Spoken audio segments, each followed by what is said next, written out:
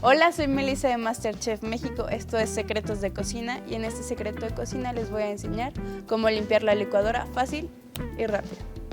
Para limpiar la licuadora rápidamente, llena 3/4 del vaso con agua caliente y un poco de jabón líquido para trastes. Enciende a velocidad alta por medio minuto y enjuaga.